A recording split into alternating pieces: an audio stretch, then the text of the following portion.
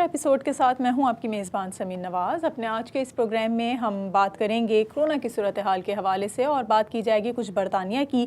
گو کہ اب دیکھا یہ جا رہا ہے کہ مسلسل لاک ڈاؤن کی وجہ سے کورونا کے کیسز میں یا کورونا کو کنٹرول کرنے میں، اس پر قابو پانے میں کسی نہ کسی حد تک جو ہے وہ صورتحال بہتری کی جانب گامزن ہے، لیکن اب بھی اتنی تسلی بخش صورتحال نہیں ہے، اور اب بھی ہزاروں کی تعداد میں کیسز سامنے آ رہے ہیں، سینکڑوں کی تعداد میں اموات یومیہ بنیادوں پر ہو رہی ہیں، اور جس کو کہنا چاہیے کہ تھوڑا سا قابل اطمینان کنڈیشن اگر دیکھی جائے تو اب بھی برطانیہ میں ایسا کچھ نظر نہیں آ رہا، اور اب بھی امریکہ کے بعد دوسرے نمبر پر برطانیہ ہی ہے جہاں پر سب سے زیادہ کورونا کے کیسز رپورٹ ہو رہے ہیں اور سب سے زیادہ کورونا سے اموات ہو رہی ہیں۔ جہاں کورونا سے اموات میں بھی اضافہ ہوا ہے، کورونا کے کیسز بھی ایز اٹ از برقرار ہیں، وہیں پر کورونا کے حوالے سے معمولات زندگی بھی پوری طرح سے متاثر ہیں، اور یہ یقیناً لاک ڈاؤن کے ہی سبب ہو رہا ہے۔ گو کہ کوششیں برطانوی حکومت سے یہی کی جا رہی ہیں کہ تمام تر معمولات کو بحال کرتے ہوئے کورونا پر قابو پانے کو یقینی بنایا جائے، لیکن ایسا تاحال نہیں ہو سکا ہے۔ تو کورونا کی سچویشن اس وقت برطانیہ میں کیا ہے، حکومتی اقدامات یا حکومت کس طرح سے تمام تر انتظامات کو سنبھال رہی ہے، اس پر کچھ بات چیت کریں گے، اور اس کے لیے ہمیں جوائن کریں گے سینئر صحافی اور تجزیہ کار ہیں مقیم احمد، برطانیہ سے ہمارے ساتھ آج کے اس پروگرام میں موجود ہوں گے۔ ان سے گفتگو کا آغاز کریں گے لیکن ایک بریک کے بعد۔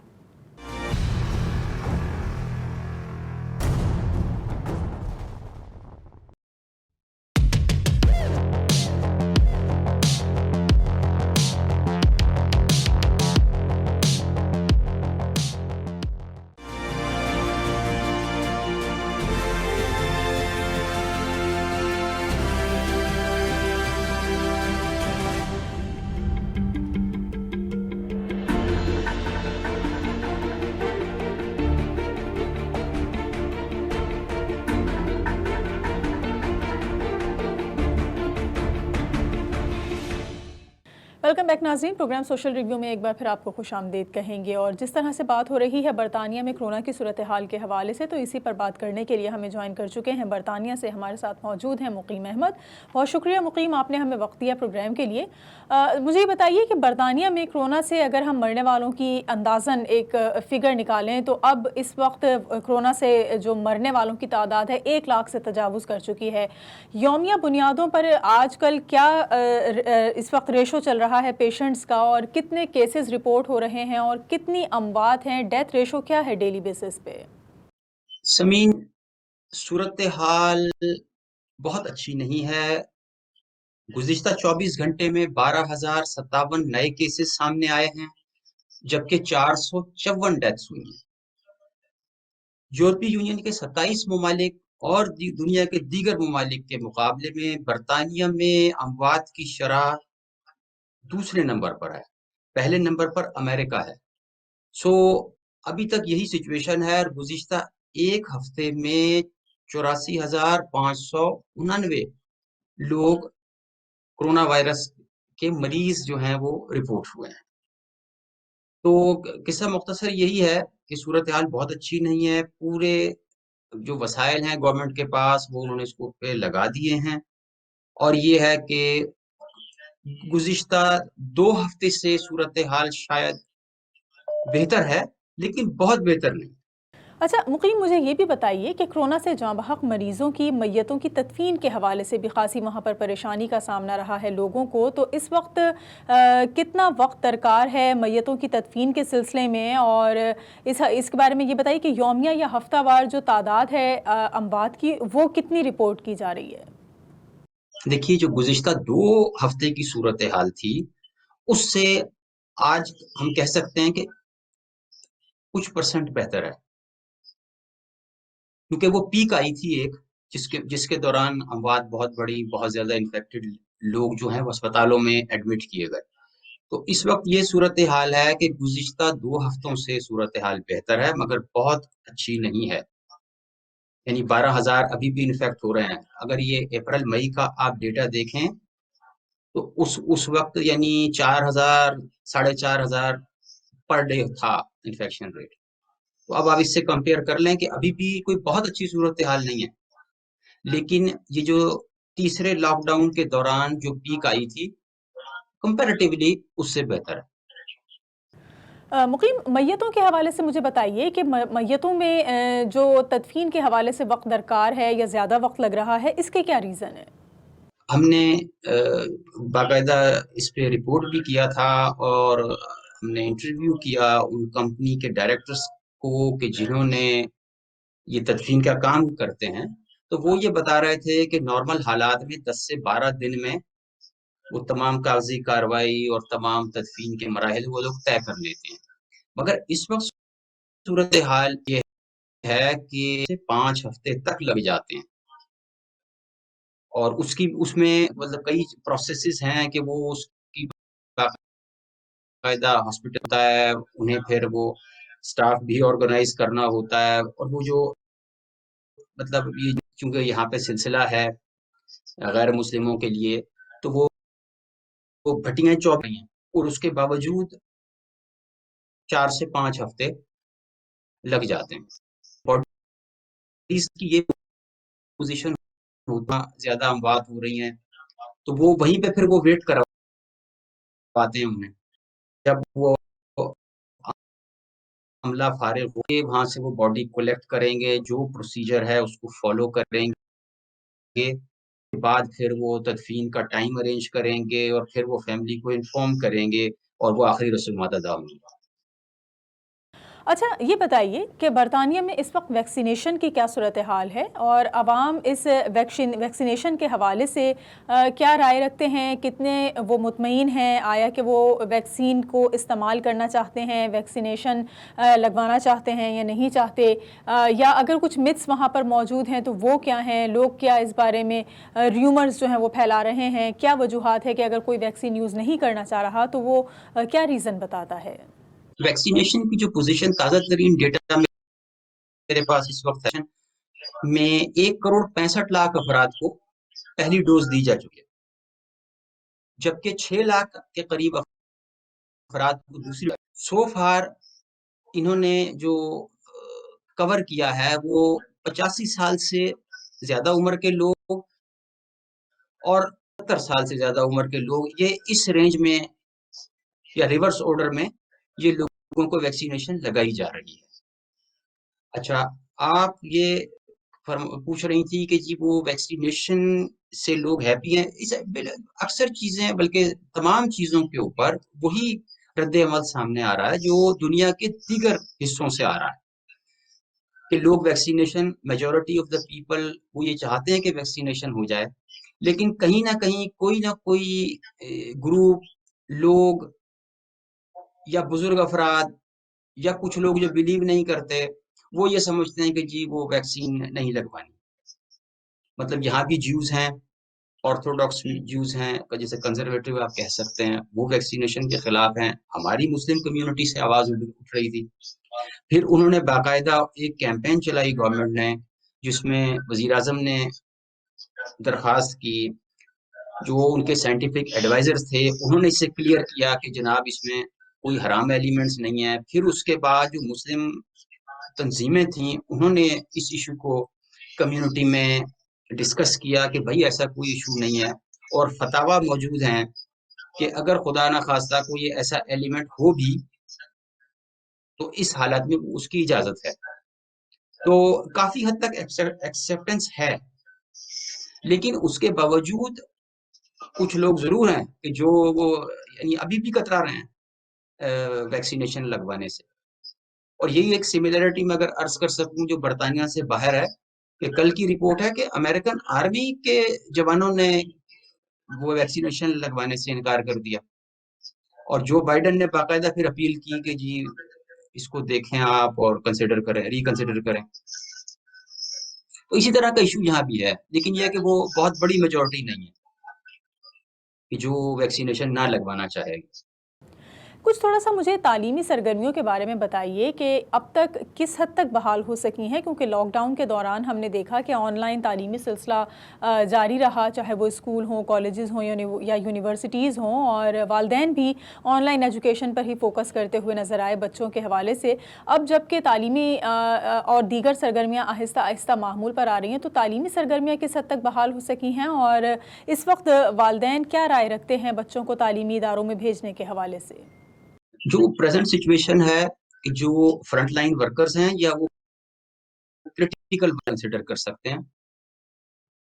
تعلیمی ادارے میں گنجائش رکھی ہوئی ہے کہ ان کے بچے جائیں تعلیمی اداروں میں تاکہ ان کے والدین کام ہو گئے، نرسز ہو گئیں، ایمبولینس ڈرائیورز ہو گئے.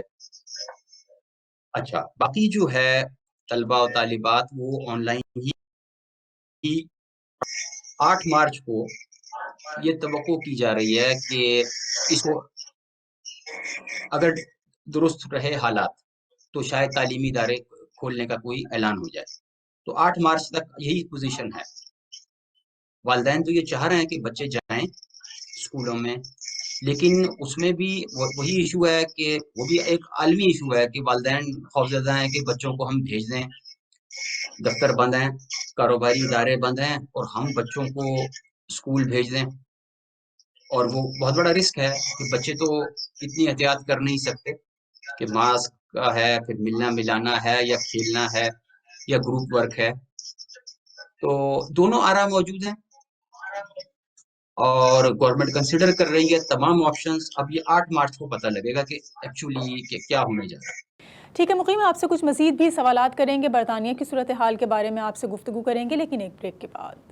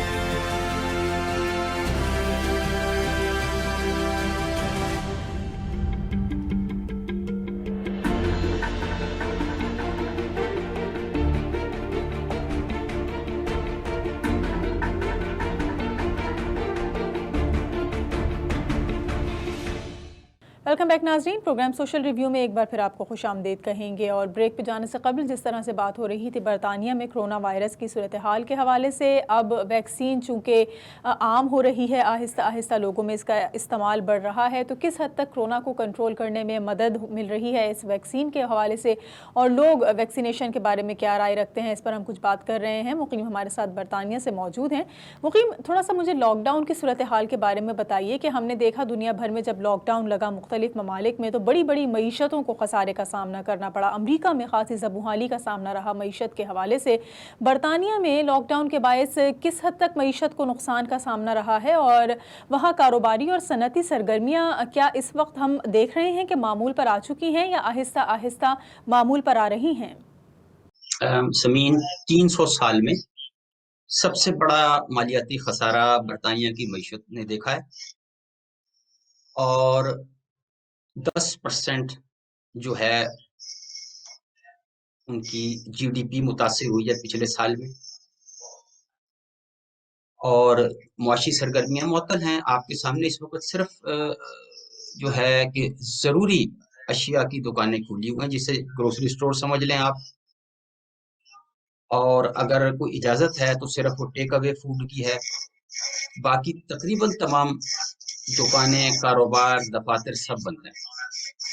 تو جب اور اب اچھا، اور اس کی وجہ سے دکانداری والا سلسلہ تو پورا ہی ختم ہو گیا. صرف یہ ہے کہ جو کوئی آن لائن ٹریڈنگ ہو رہی ہے وہ ہو رہی ہے. تو معیشت کو بہت بڑا جھٹکا لگا ہے، اس میں کوئی شک نہیں ہے. مقیم، طیارہ سازی کی بھی ہم نے کوئی ایک رپورٹ دیکھی تھی گزشتہ دنوں. اس وقت مجھے بتائیے کہ جو طیارہ سازی کی صنعت ہے وہ گزشتہ سال کرونا کے باعث خاصی متاثر رہی ہے، اس وقت کیا صورتحال ہے؟ ایئر بس نے A380 سپر جیمبو بنانا بند کر دیا، اور گزشتہ دوسرا سال ہے یعنی اس سمائی میں انہوں نے کوئی ڈیویڈنڈ نہیں دیا اپنے شیئر ہولڈرز کو.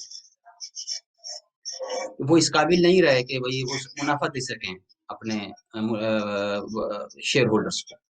دوسری طرف یہ ہوا ہے کہ اس وقت ایئر بس کے کارخانوں کے باہر تیار شدہ 100 طیارے کھڑے ہیں، خریدنے والا کوئی نہیں ہے، کیونکہ ایئر لائنس جب چل نہیں رہی، مسافر ہے نہیں، کاروبار ہے نہیں، تو وہ نئے طیارے نہیں خرید رہے۔ اور اب ساری جو وہ انہوں نے یعنی ہوپس پن کی ہوئی ہیں نا، وہ سمر کے سیزن میں ہے کہ شاید اللہ کرے کہ لاک ڈاؤن ختم ہو جائے اور صورتحال بہتر ہو جائے، اور جو ہے کہ لوگ سفر کریں تو شاید سمر میں کچھ صورتحال بہتر ہو جائے۔ لیکن اس وقت تک تو تقریباً ٹیکنیکلی اسپیکنگ کہ ایئر لائنز جو ہیں وہ حکومتی امدادوں پہ چل رہی ہیں پوری دنیا میں، اور وہ یہ یعنی اگر دیکھا جائے کہ اگر حکومتی امداد نہ ہو تو یہ دیوالیہ نکل جائے گا۔ اچھا، پھر کچھ سیر و سیاحت کی بھی ہم اگر بات کریں تو نہ صرف یہ کہ اس ممالک کے باشندے یا برطانوی لوگ ہی سیر و سیاحت میں جو ہے وہ پارٹیسپیٹ نہیں کر سکے، مختلف مقامات پر سیر کرنے کے لیے نہیں جا سکے کیونکہ لاک ڈاؤن بھی لگا ہوا تھا اور کرونا سے بچنے کے لیے گھروں میں رہنے کی بھی ہدایات تھی حکومت کی طرف سے۔ تو کرونا کی وجہ سے جہاں تمام تر معمولات زندگی متاثر رہے ہیں، وہیں سیاحت کے شوقین اور دیگر ممالک سے برطانیہ آنے والے لوگ بھی چونکہ اپنے گھروں میں محصور تھے، اس لیے برطانیہ نہیں آ سکے۔ برطانیہ کے مقبول مقامات سیاحوں سے محروم رہنے کے سبب کتنے خسارے سے دوچار ہیں؟ یہ پہلی بار ہوا ہے کہ وہ پلیسز بند ہو اور وہ بے شمار انکم جنریٹ کرتے تھے، نہ صرف کے لیے، وہاں کام کرنے والوں کے لیے، قریبی ہوٹلز کے لیے، ریسٹورنٹس کے لیے۔ تو وہ اس سے پھر ایک انڈسٹری 12-15 انڈسٹریز مزید متاثر، تھیٹر بند ہو گئے، سنیما ہاؤسز بند ہو گئے، اوپرا ہاؤسز بند ہو گئے، میوزیم جو اور دنیا انہیں دیکھنے آتی ہے۔ اب وہ جناب وہ ساری جو ہیں وہ آن لائن بس وہ دکھا رہے ہیں یہ ہماری کلیکشن ہے یا یہ ایگزیبٹ ہے۔ اچھا، اب وہ جو ان کی ٹکٹ منی تھی they are losing on that. اچھا سیم جی، اب یہ لنڈن کا زو جو ہے نا، وہ ایک اور قابل دید مقام ہے برطانیہ کا کہ ٹورسٹ ضرور جا کے دیکھتے ہیں اسے، اور اس کی یہ ہے کہ اس میں دنیا کے ہزاروں کے حساب سے نادر و نایاب پرندے اور جانور موجود ہیں، اور دوسری بات یہ ہے کہ وہ ایک تحقیقاتی مرکز بھی ہے، تو ریسرچرز بھی آتے ہیں، وہ اسٹوڈنٹس بھی جاتے ہیں، اور ٹورسٹ سے بینیفٹ کرتا ہی کرتا ہے۔ ان کا جو مالی خسارہ ہے وہ اس وقت 1 ملین پاؤنڈ ایک مہینے کا خسارہ ہے۔ تو جانوروں کی خوراک، ان کی دیکھ بھال، ان کی صحت کے امور سب کچھ دیکھنے پڑ رہے ہیں as if the business is running, یعنی جیسے عام حالات میں بزنس چل رہا ہوتا، لوگ لاکھوں کے حساب سے آ رہے ہوتے، تو ان کے اخراجات تب بھی اتنے ہی تھے۔ تو یہ چند ایک مثالیں ہیں کہ جو بری طریقے سے ڈسٹرب ہوئی ہیں۔ پھر ٹورزم کے ساتھ اور سیاحت کے ساتھ ہوٹلز لازم و ملزوم ہیں، ایئر بی اینڈ بی اور اس طرح کی کمپنیاں جو پراپرٹیز سیاحوں کو کرائے پہ دیتی ہیں وہ بری طرح متاثر ہوئی ہیں۔ تو الٹیمیٹلی بہت بڑا ریونیو بھی لاس ہو رہا ہے، اور بہت سارے سیکٹرز جو ہیں وہ پیچھے چلے گئے۔ بہت شکریہ، مقیم احمد ہمارے ساتھ موجود تھے اور ہم کچھ بات کر رہے تھے کرونا کے دوران برطانیہ کی صورتحال کے حوالے سے کہ اب کرونا کیسز میں کس حد تک کنٹرول ہمیں نظر آ رہا ہے، کتنا قابو پایا جا سکا ہے کرونا وائرس کو بڑھنے سے روکنے کے لیے، اور ویکسینیشن کے بعد لوگ اس بارے میں کیا رائے رکھتے ہیں، آیا کہ وہ ویکسینیٹڈ ہونا چاہتے ہیں یا ویکسین کا استعمال نہیں کرنا چاہتے، جو لوگوں میں شکوک و شبہات اس بارے میں پائے جا رہے ہیں وہ کس حد تک درست ہیں، اور اس کو دور کرنے کے لیے حکومت کی جانب سے کیا انتظام انصرام کیا گیا ہے، اس پر ہم نے آج کچھ بات کی۔ آج کے اس پروگرام کے لیے فی الحال اتنا ہی، اگلے ہفتے ایک اور پروگرام کے ساتھ آپ کے سامنے حاضر ہوں گے۔ پروگرام ٹیم کے ساتھ سمین نواز کو اجازت دیجیے، اللہ نے کے